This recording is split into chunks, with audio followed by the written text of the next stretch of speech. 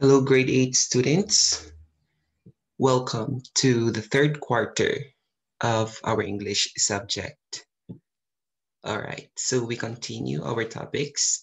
So for the third quarter, our week 1 is all about examining biases.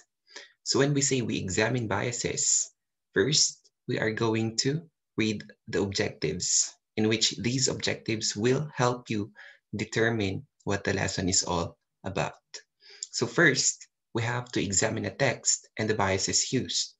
Second, recognize details of the biases used in a selection. And the third one, determine type of bias used in sentences. And the fourth one is identify whether a text bias is against or favored to the main topic. All right. So before we start, we should have a prayer here. Lord, as we venture to our third quarter learning, we thank you for all your blessings and guidance. Be with us always that we may conquer everything, especially in answering our modules. Amen. All right, so we start with our first discussion. What is bias? You see the picture here, class. This is a picture of two persons which are looking at the same thing. Well, the person at the left sees the thing as number 6, and the person at the right sees the thing as number 9. Well, both of them are correct because they have seen the thing in their own perspective. Now, how does bias come in?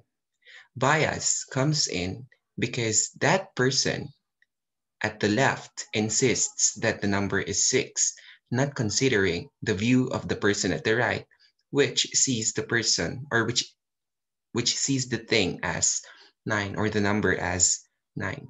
In short, they have only seen the thing in their own perspective and not considering the other perspectives of people. Okay? As it says, both of them are equally correct or has equally correct judgment over the number because they have based their judgment about what they have seen. Now, class, bias here, we do not discuss bias itself, but how bias is used in certain texts, especially in authors. You as an author are using bias yourself, okay? So first, we define bias. Bias is hard to identify in ourselves because it is unconscious and we do not recognize it when we see it.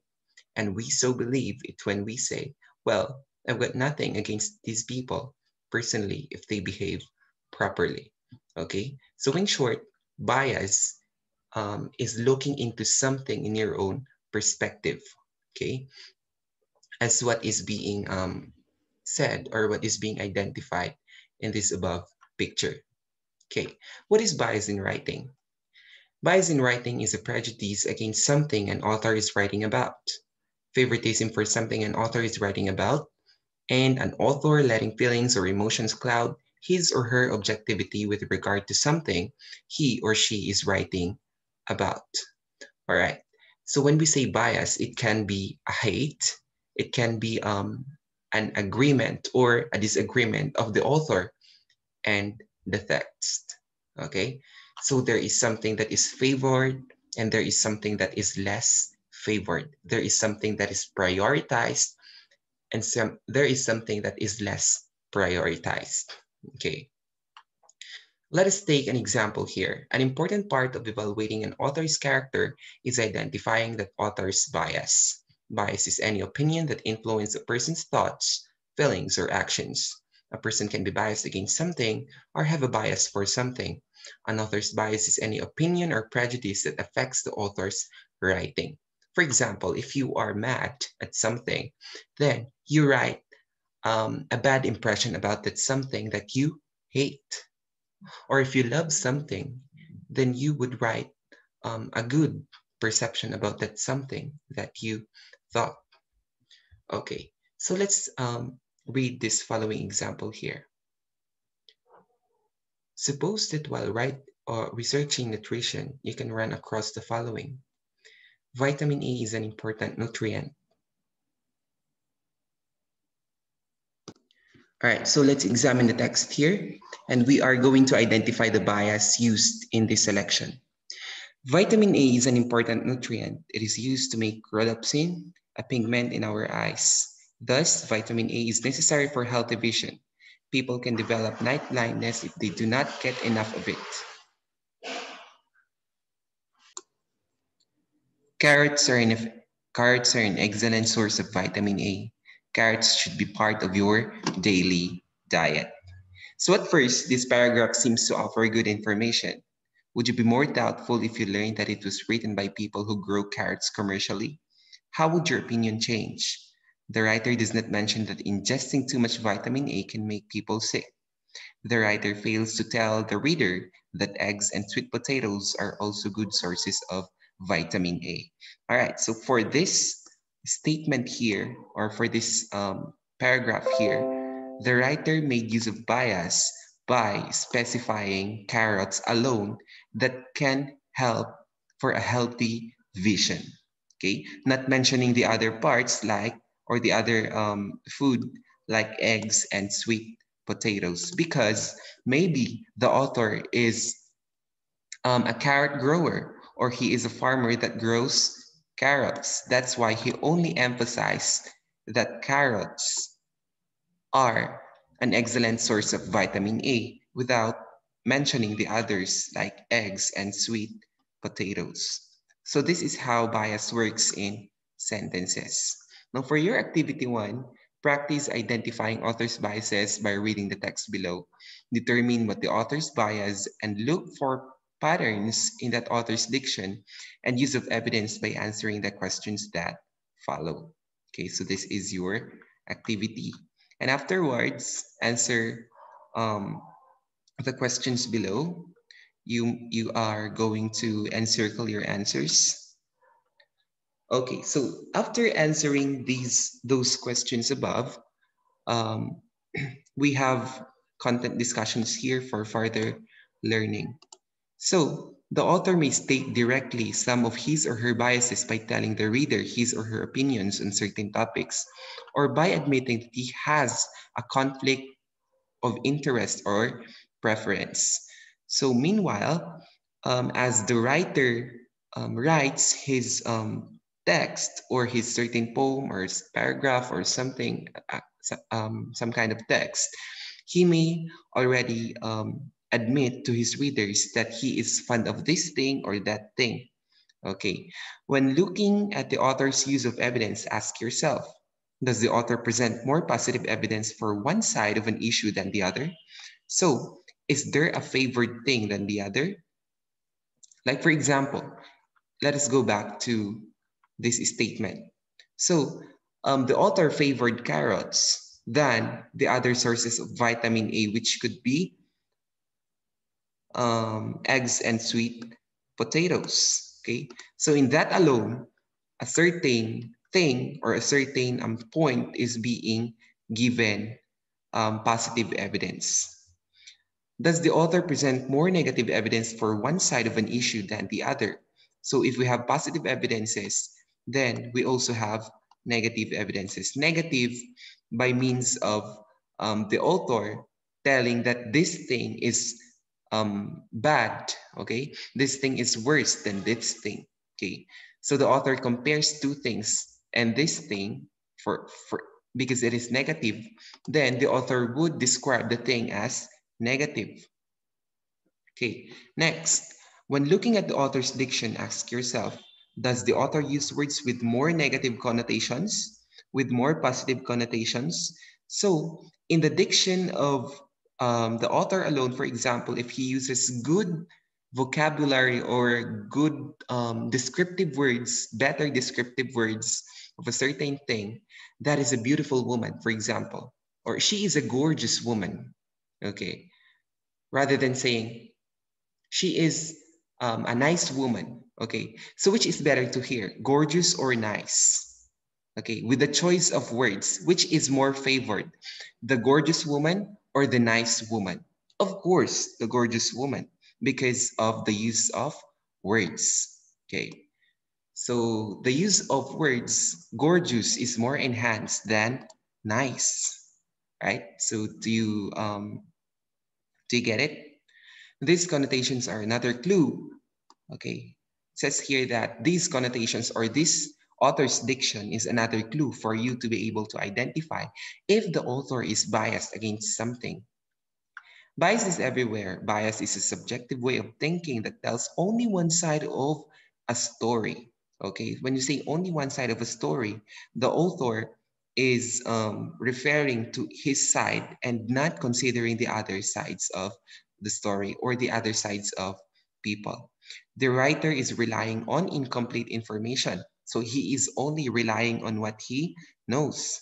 The writer is trying to deceive the reader, or he is trying to persuade and convince the readers to what he knows. The writer wants to believe what he or she is saying. So even if he is saying, or even if um, the fact, or even if the information that he is giving is not true, he is still trying to convince himself that he is saying the truth. Okay, so do you get it? The writer's past experience is influencing his or her thinking. So this is what I'm saying a while back. Okay, so your experiences may influence what you think. For example, if boys, this is for the girls. So if you during your childhood, if boys were bullying you, then you would have a negative impression on boys. Okay, so that impression would influence your thinking about boys. Next, the writer is trying to persuade the reader. Okay, so I have explained this one a while back. Next, bias is a prejudice toward or unfair characterization of the members of a particular group. Next, part of writing effectively is knowing and respecting your audience, all members of your audience. To accomplish this, it is important to be sensitive to the kinds of biases discussed. By doing so, writers can avoid perpetuating or reinforcing stereotypes. O, ito na yung sinasabi ko. So when say stereotyping, you are biased by means of, number one, we have gender. Okay, so when you write, for example, in number one, please remind everyone to bring his notepad and pen or laptop to the meeting. So in this pronoun alone, his, it can be said that the author favors men rather than women. So the correct term should be his or her, so that you would not have stereotype. So you should not be stereotyping people. Next, mark each potential donor's name off the list after you have talked to him. So this is again gender bias because you are favoring men than women. Okay, so that is for gender bias. Next. Okay, this one, another example. The firemen arrived on the scene shortly after the blaze started. So to avoid gender bias here, you should say the firefighters because firefighters can refer to firemen or fire women. Okay. Okay, gender neutral terms. So this is classified into two. We have unbiased and we have biased. Unbiased means fair and biased means unfair. Okay.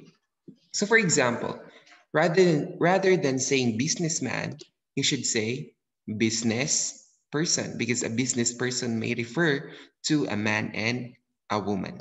Okay. Next, chairperson. Rather than saying chairman, you should say chairperson or chairhead because this refers to both men and women.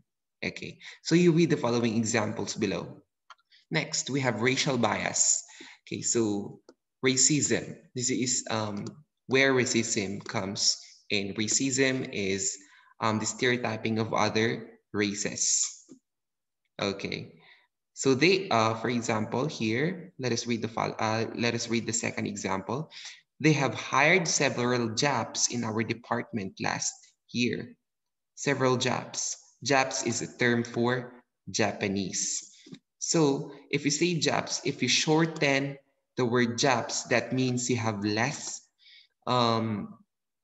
respect to Japanese people. So rather than just saying Japs here, rather than shortening their identity or their name, you should say they have hired several Japanese employees for our department last year. Okay, by means of saying Japanese employees, you are no longer biased because you have portrayed what we call respect to these races.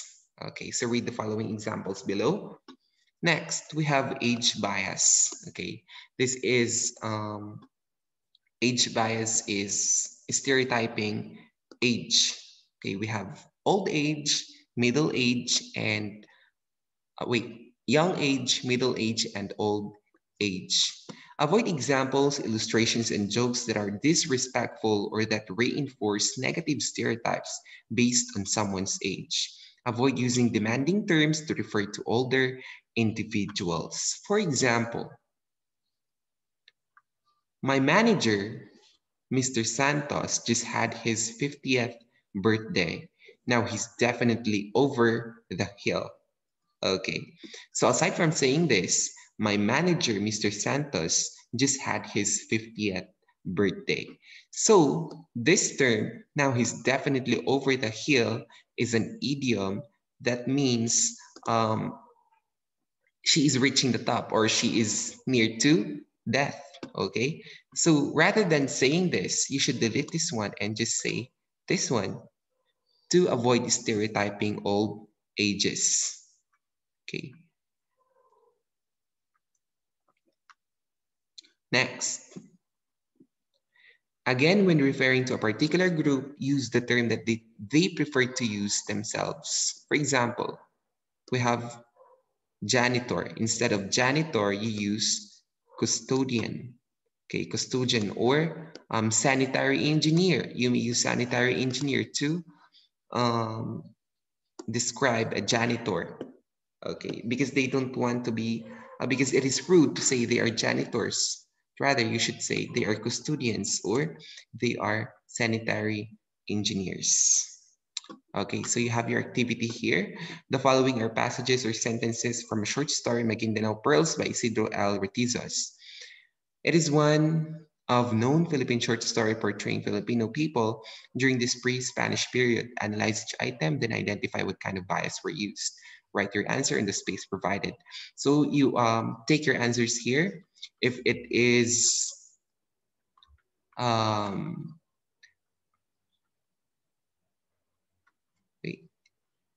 if it belongs to gender bias, racial bias, or age bias. Okay, so you only have three choices. Okay. Read each paragraph, then encircle the letter that corresponds the best answer to the question that follows to find out if you can identify the bias. Okay, so you read the following statement and then you identify who is being shown bias to. Okay, the author shows bias against what? All right, so this is your activity. And so we are done with our first week. Thank you for listening.